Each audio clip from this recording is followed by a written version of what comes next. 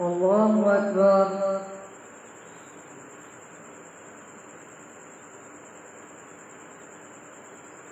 الحمد لله رب العالمين الرحمن الرحيم مالك يوم الدين إياك نعبد وإياك نستعين اهدنا الصراط المستقيم صراط الذين أنعمت عليهم غير المغضوب عليهم ولا الضالين. صاد والقرآن بالذكر بل الذين كفروا في عزة وشقاق كم أهلكنا من قبلهم من قرن فنادوا ولا حين مناص وعجبوا أن جاءهم منذر منهم وقال الكافرون هذا ساحر وكذاب أجعل الآلهة إلها واحدا إن هذا لشيء عجاب. وانطلق الملأ منهم أن امشوا واصبروا على آلهتكم إن هذا لشيء يراد ما سمعنا بهذا في الملة الآخرة إن هذا إلا اختلاق أأنزل عليه الذكر من بيننا بل هم في شك من ذكري بل لما يذوقوا عذاب أم عندهم خزائن رحمة ربك العزيز الوهاب أم لهم ملك السماوات والأرض وما بينهما فليرتقوا في الأسباب جند ما هنالك مهزوم من الأحزاب كذبت قبلهم قوم نوح وعاد وفرعون ذو الأوتاد وثمود وقوم لوط وأصحاب الأيكة أولئك الأحزاب إن كل إلا كذب الرسل فحق عقاب وما ينظر هؤلاء إلا صيحة واحدة ما لها من فواق وقالوا ربنا عجل لنا قطنا قبل يوم الحساب اصبر على ما يقولون واذكر عبدنا داود ذا الأيد إنه أواب إنا سخرنا الجبال معه يسبحن بالعشي والإشراق والطير محشورة كل له أواب وشددنا ملكه وآتيناه الحكمة وفصل الخطاب وهل أتاك نبأ الخصم إذ تسوروا المحراب إذ دخلوا على داود ففزع منهم قالوا لا تخف خصمان بغى بعضنا على بعض فاحكم بيننا بالحق ولا تشطط واهدنا إلى سواء الصراط إن هذا أخي له 99 نعجة ولي نعجة واحدة فقال أكفلنيها وعزني في الخطاب قال لقد ظلمك بسؤال نعجتك إلى نعاجه وإن كثيرا من الخلطاء ليبغي بعضهم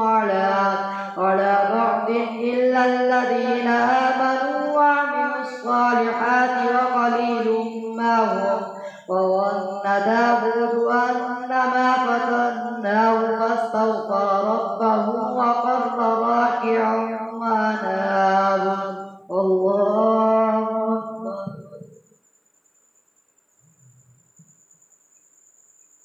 الله أكبر. فغفرنا له ذلك وإن له عندنا لزلفى وحسن مآب. يا داود إنا جعلناك خليفة في الأرض فاحكم بين الناس بالحق ولا تتبع الهوى فيضلك عن سبيل الله إن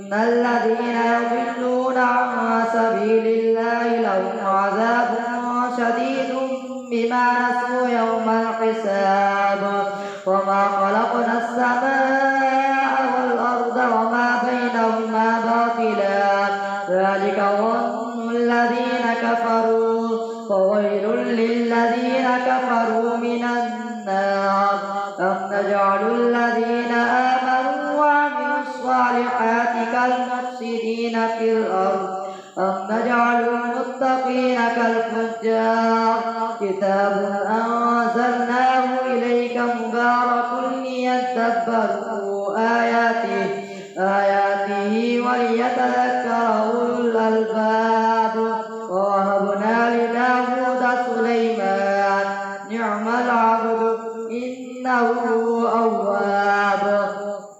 إذ عرض عليه بالعشي الصافنات الجياد فقال إني أحببت حب الخير عن ذكر ربي حتى توارت بالحجاب ردوها علي فطفق مسحا بالسوق والأعناق ولقد فتنا سليمان وألقينا على كرسيه جسدا ثم أناب قال رب اغفر لي وهب لي ملكا لا ينبغي لأحد من بعدي إنك أنت الوهاب فسخرنا له الريح تجري بأمره رخاء حيث أصاب والشياطين كل بناء وغواص وآخرين مقرنين في الأصفاد هذا عطاؤنا فامنن أو أمسك بغير حساب وإن له عندنا لزلفى وحسن مآب واذكر عبدنا أيوب إذ نادى ربه أني مسني الشيطان بنصب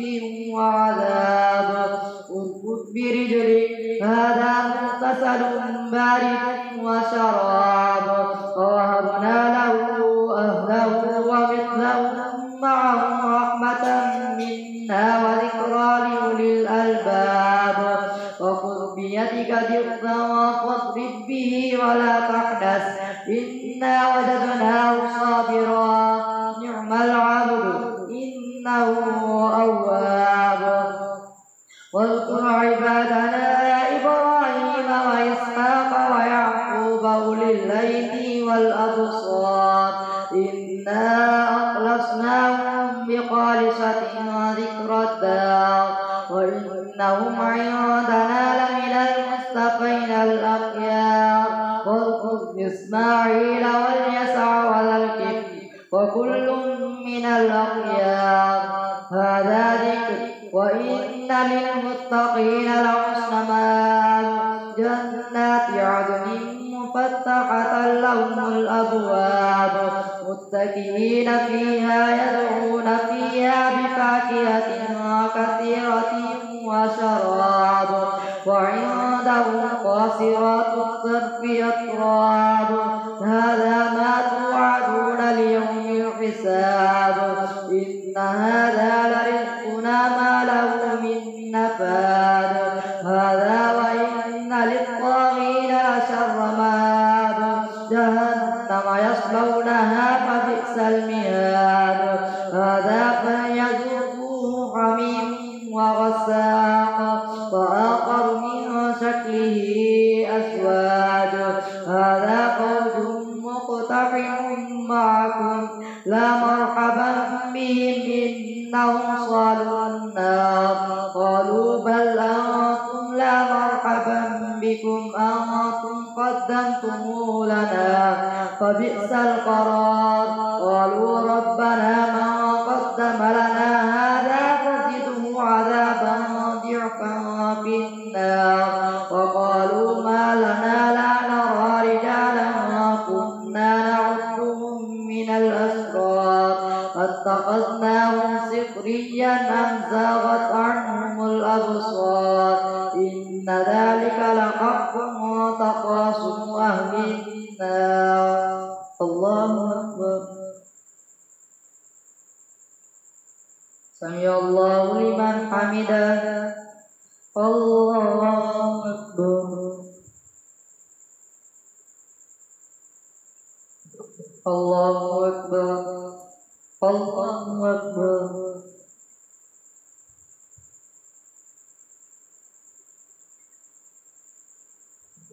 الله أكبر الحمد لله رب العالمين الرحمن الرحيم مالك يوم الدين إياك نعبد وإياك نستعين اهدنا الصراط المستقيم صراط الذين أنعمت عليهم غير المغضوب عليهم ولا الضالين قل إنما أنا منذر وما من إله إلا الله الواحد القهار رب السماوات والأرض وما بينهما العزيز الغفار قل هو نبأ عظيم أنتم عنه معرضون ما كان لي من علم بالملأ الأعلى إذ يختصمون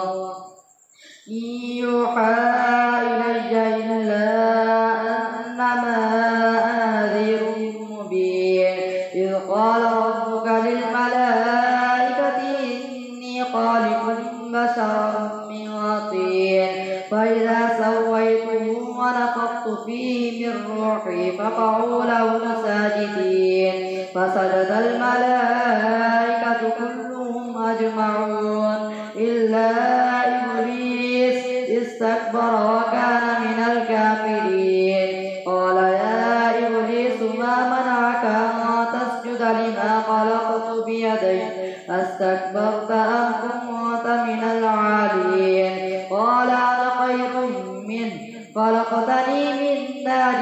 وخلقته من طين قال فاخرج منها فإنك رجيم وإن عليك لعنتي إلى يوم الدين قال رب فأنظرني إلى يوم يبعثون قال فإنك من المنظرين إلى يوم الوقت المعلوم قال فبعزتك لأغوينهم أجمعين إلا عبادك منهم المخلصين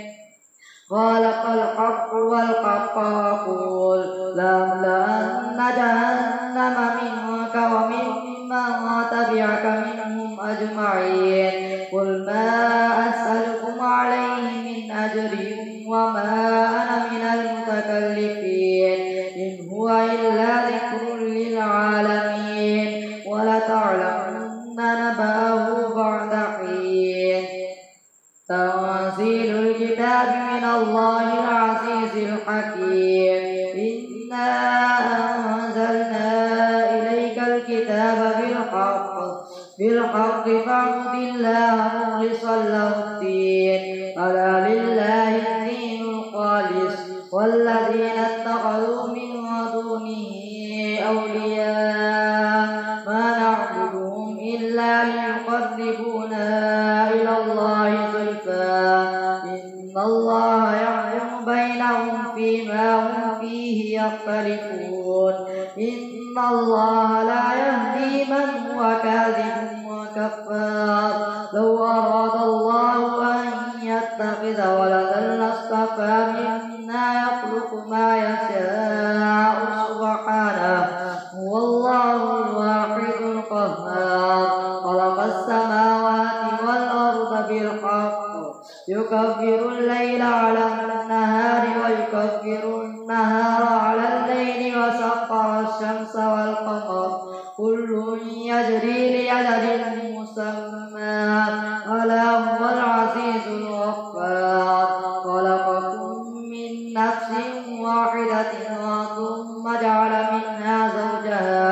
زوجها وأنزل لكم من الأنعام 8 أزواج يخلقكم في بطون أمهاتكم خلقا من بعد خلق في ظلمات 3 ذلكم الله ربكم له الملك لا إله إلا هو فأنى تصرفون إن تكفروا فإن الله غني عنكم ولا يرضى لعباده الكفر وإن تشكروا يرضى لكم ولا تزر وازرة وزر أخرى ثم إلى ربكم مرجعكم وينبئكم بما كنتم تعملون إنه عليم بذات الصدور وإذا مس الإنسان ضر دعا ربه منيبا إليه ثم إذا خوله نعمة منه نسي ما كان يدعو إليه من قبل وجعل لله أندادا ليضل عن سبيله قل تمتع بكفرك قليلا إنك من أصحاب النار أمن هو قانت آناء الليل ساجدا وقائما يحذر الآخرة ويرجو رحمة ربه قل هل يستوي الذين يعلمون والذين لا يعلمون إنما يتذكر أولو الألباب قل يا عبادي الذين آمنوا اتقوا ربكم للذين أحسنوا في هذه الدنيا حسنة وأرض الله واسعة إنما يوفى الصابرون أجرهم بغير حساب قل إني أمرت أن أعبد الله مخلصا له الدين وأمرت لأن أكون أول المسلمين قل إني أخاف إن عصيت ربي عذاب يوم عظيم قل الله أعبد مخلصا له ديني فاعبدوا ما شئتم من دونه قل إن الخاسرين الذين خسروا أنفسهم وأهليهم يوم القيامة ألا ذلك هو الخسران المبين لهم من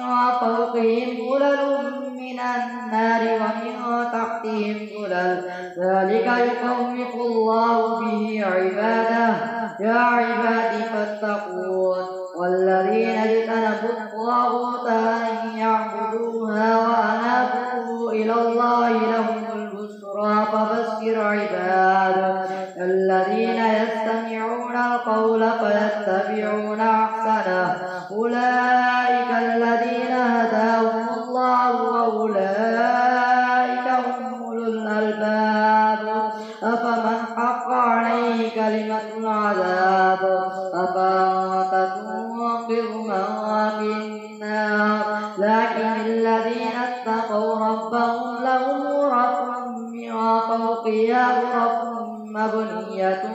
تجري من تحتها الأنهار وعد الله لا يخلف الله الميعاد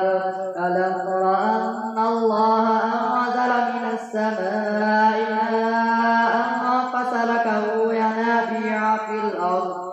الأرض ثم يخرج به زرعا مختلفا ألوانه ثم يهيج فتراه مصفرا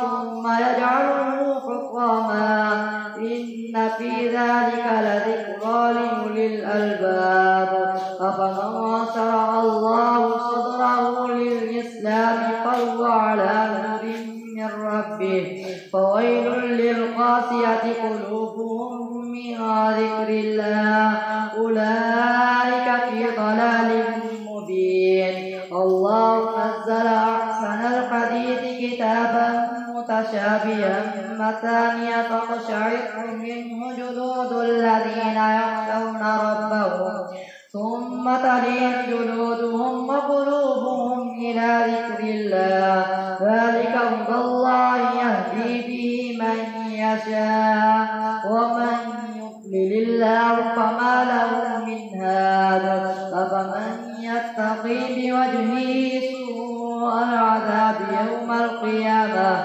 وقيل للظالمين ذوقوا ما كنتم تكسبون كذب الذين من قبلهم فأتاهم العذاب من حيث لا يشعرون فذاقهم الله الخزي في الحياة الدنيا والعذاب الآخرة أكبر لو كانوا يعلمون ولقد ضربنا للناس في هذا القرآن من كل مثل لعلهم يتذكرون قرآنا عربيا غير ذي عوج لعلهم يتقون ضرب الله مثلا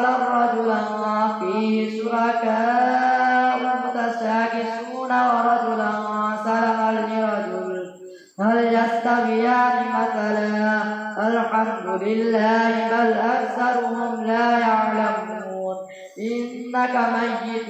وإنهم ميتون ثم إنكم يوم القيامة عند ربكم تختصمون الله أكبر